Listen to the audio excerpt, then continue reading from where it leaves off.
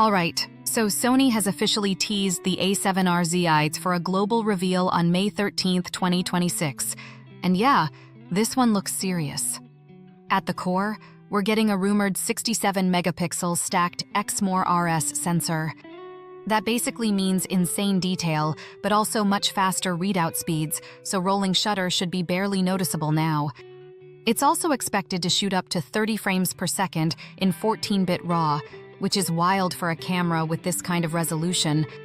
On the video side, we're talking oversampled 8K and even 4K at 120 FPS. Sony's also upgrading stabilization up to 9 stops and adding AI autofocus with RAW pre-capture, which is a huge win for action shooters. Now the big question, is it worth it? At around $4,000 to $5,500, it's basically a mini flagship. If you shoot wildlife, sports, or high-end commercial work, this might be perfect.